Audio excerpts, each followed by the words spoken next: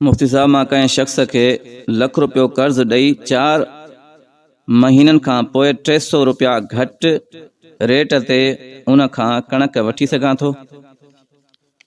बाज़ माण्हुनि जो इहो तरीक़ेकार हूंदो आहे त उहे ज़मीनदारनि खे फसल जी आबादी जे लाइ कर्ज़ ॾींदा आहिनि। ₹1,00,000 2 लख रुपया जेतिरी उन्हनि जी ज़रूरत हूंदी आहे। पोइ उन्हनि सां इहा शइ खुटाईंदा आहिनि त जॾहिं फसल लहंदी, फसल लहण खां पोइ जेको मार्केट में उन फसल जो रेट हूंदो, उन अनाज जो रेट हूंदो, उन रेट खां 300 रुपया घटि जे हिसाब सां मां पंहिंजो कर्ज़ तोखां वसूल कंदुसि। 300 रुपया मन जे एतबार सां। मसलन तव्हांखे कंहिं ₹1,00,000 ॾिनो त कणकनि में जॾहिं कणक लहंदी उन वक़्तु रेट जेकॾहिं 3000 हुयो त मूंखे 2700 रुपए जे हिसाब सां माण्हू आना जो ॾींदे। त शरीयत में इहो सूद आहे, हराम आहे। छो? नबी सही फरमायो कुल्लु कर्ज़िन जर्र नफ़अन फहुव रिबा। हर उहा उधार, हर उहो कर्ज़ जंहिं कर्ज़ जे सूरत में तव्हांखे कंहिं क़िस्म जो फ़ाइदो मिले थो, उहो फ़ाइदो सूद आहे। तव्हां उनखे ₹1,00,000 कर्ज़ ॾियो था, हाणे इन कर्ज़ जे करे तव्हांखे 300 रुपए जी कस लाए थो, 300 रुपयो तव्हांखो मथे थो वठे, फ़ाइदो थो हासिल करे, त इहो हर मण ते 300 रुपया सूद आहे, हराम आहे। त इहो तरीक़ो इख़्तियार न कयो।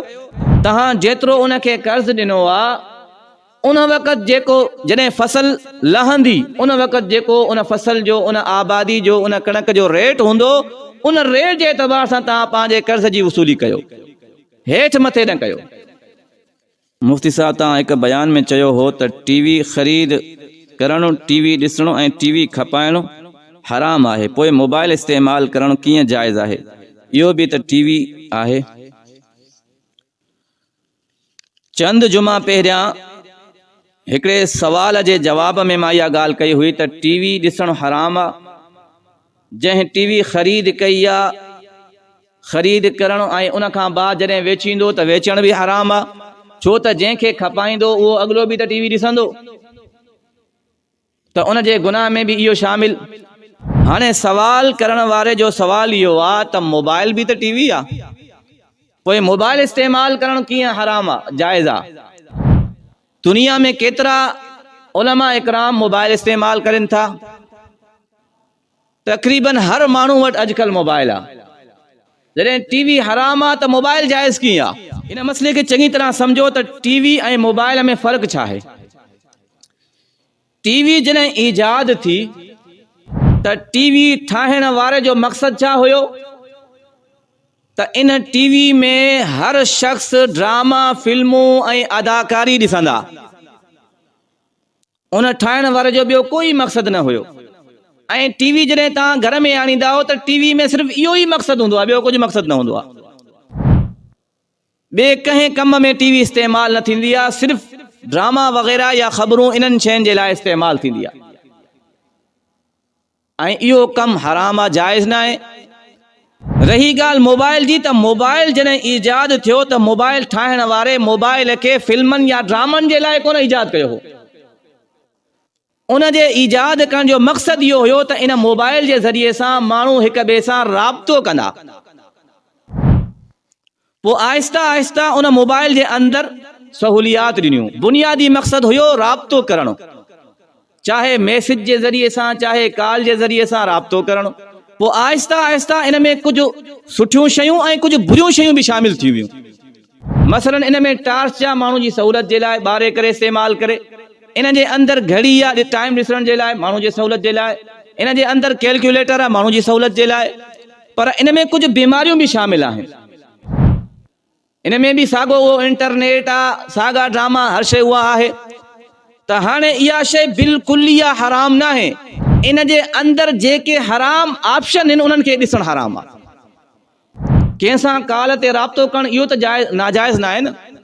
व्हाट्सअप ते या मैसेज ते या फ़ोन ते कंहिंसां ॻाल्हाइणु इहो त हराम न आहे। तव्हां इन कम जे लाइ इस्तेमालु कयो।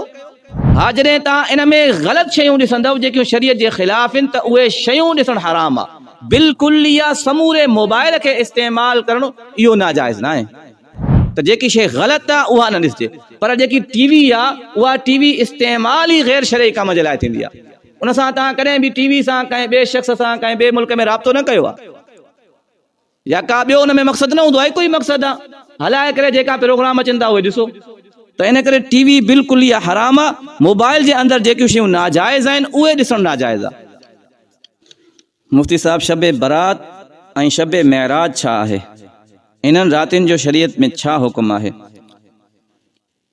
हिकु आहे शब महराज जेकी 27 रजब ते हूंदी आहे, ऐं ॿी आहे शब बरात जेकी 15 शाबान ते हूंदी आहे। ॿिन्हिनि में फ़र्क़ु आहे। शब बरात छा खे चइबो आहे? शब बरात यानी मग़फ़िरत जी रात, गुनाहनि खां बरात जी रात। इन रात जे अंदरि इबादत करणु नबी साईं खां साबित आहे। हिकिड़ी हदीस पाक में नबी साईं फरमायो त शब बरात जी रात जो इबादत कयो ऐं ॾींहं जो रोज़ा रखो, छो त इन रात जॾहिं 14 जी शाम थींदी आहे, 15 जी मग़रिब थींदी आहे, त सिज लहण खां वठी करे अॻिले ॾींहं सिज उभरण ताईं, सुबुह जो सिज उभरण ताईं, इन टाइम पीरियड में नबी साईं फरमायो त अल्लाह आसमान ते नुज़ूल फरमाईंदो आहे ऐं अल्लाह साईं फरमाईंदो आहे को बानो तव्हां मजा मग़फ़िरत तलब करण वारो आहे, को तव्हां मूं गुनाह बख़्शराइण वारो, त मां अल्लाह उन जा गुनाह बख़्शा। अॻिते रब साईं फरमाईंदो आहे तव्हां मजा को आहे जेको रिज़्क़ मूंखां तलब करे, त मां अल्लाह उनखे रिज़्क़ ॾियां। अॻिते रब साईं फरमाईंदो आहे तव्हां मजा को आहे जेको बीमारी जी शिफ़ा तलब करे, त मां अल्लाह उनखे शिफ़ा ॾियां। त इहा रात इबादत जी रात आहे, 15 शाबान वारी रात, इहा इबादत वारी रात आहे। इन में रोज़ो रखण बि सुठी शइ आहे ऐं तहज्जुद वग़ैरह तिलावत करणु राति जो इहा बि सुठी शइ आहे, इबादत में आहे। ऐं सहाबा खां ऐं नबी साईं खां इन रात में इबादत साबित आहे। बाक़ी जेकी 27 रजब आहे, त इन में सभ खां पहिरियां इहा शइ सम्झो त नबी अलैहिस्सलातु वस्सलाम मेराज ते विया। 15 सिपारे जे शुरू में अल्लाह साईं इन ॻाल्हि जो ज़िक्र फरमायो आहे, सुब्हानल्लज़ी असरा बिअब्दिही। नबी साईं मेराज ते विया, 100% सच्ची ॻाल्हि आहे, क़ुरान जी ॻाल्हि आहे। पर कहिड़ी तारीख़ ते विया, कंहिं हदीस में इन शइ जो ज़िक्र न आहे। महीननि जो ज़िक्र आहे, मुख़्तलिफ़ रिवायात आहिनि। हिकिड़ी रिवायत में आहे त रमज़ान जे महीने में नबी साईं विया, हिकिड़ी रिवायत में आहे त रजब जे महीने में, ऐं हिकिड़ी रिवायत में इहा ॻाल्हि बि आहे त जमाद सानी में विया। मुख़्तलिफ़ रिवायात, पर का बि तारीख़ कंहिं हदीस में मुक़रर न आहे त फिलानी तारीख़ ते नबी साईं मेराज ते विया। हाणे माण्हुनि में इहा ॻाल्हि मशहूर आहे त 27 रजब ते नबी साईं मेराज ते विया, पर इहा ॻाल्हि बि हक़ीक़ी न आहे, हदीस में त न आहे न। त जेकी शइ हदीस में न हुजे, असां उन रात खे मुक़रर करे 27 रजब खे शब मेराज सम्झूं ऐं उन में इबादत कयूं। जेकॾहिं इबादत हुजे हा त नबी साईं मेराज खां पोइ केतिरा साल दुनिया में ज़िंदा हुया, हयात मुबारक हुई, त नबी साईं पाण इन रात में इबादत करे न आया, हुकुम ॾियनि हा। त 27 रजब ते कंहिं क़िस्म जी कंहिं इबादत जो कंहिं हदीस में सबूत न आहे। त 27 रजब में जेकियूं शयूं माण्हू कंदा आहिनि, इज्तिमाई जमात जी सूरत में नफ़िल पढ़ंदा आहिनि या रोज़ा रखंदा आहिनि। नफ़ली रोज़ा तव्हां जेकॾहिं तव्हांजो मामूल आहे, तव्हां रखंदा ईंदा आहियो, तव्हां भलिया रखो, तव्हांजो रोज़ानो तहज्जुद पढ़ण जो मामूल आहे, तव्हां पढ़ो। लेकिन सिर्फ़ु इन रात खे ख़ासि करे 27 रजब खे मेराज जी रात सम्झणो ऐं उन में ख़ासि तरीक़े सां इबादत करणो, इहो बिदअत आहे, इहो शरीयत में साबित न आहे। साईं, वुज़ू खां बग़ैर अज़ान थी सघे थी? अज़ान जे लाइ वुज़ू करणु यानी बावुज़ू थी करे अज़ान ॾियणु इहो मुस्तहब आहे। यानी बहितर ऐं सुठो तरीक़ो इहो आहे त इंसान वुज़ू थी करे, बावुज़ू थी करे पोइ अज़ान ॾे। पर जेकॾहिं कंहिं मजबूरी जी सूरत में या इत्तिफ़ाक़न कंहिं शख़्स बग़ैर वुज़ू जे अज़ान ॾिनी आहे त अज़ान थी वेंदी, उनखे दोबारा अज़ान ॾियण जी ज़रूरत न आहे, अज़ान अदा थी वेंदी। पर इहा आदत बणाइणु इहो सही न आहे, हर वक़्तु बग़ैर वुज़ू जे अज़ान ॾियणु, इहा जेको आहे इहो तरीक़ो बिल्कुलु ग़लति आहे। इंसान बावुज़ू थी करे अज़ान ॾे।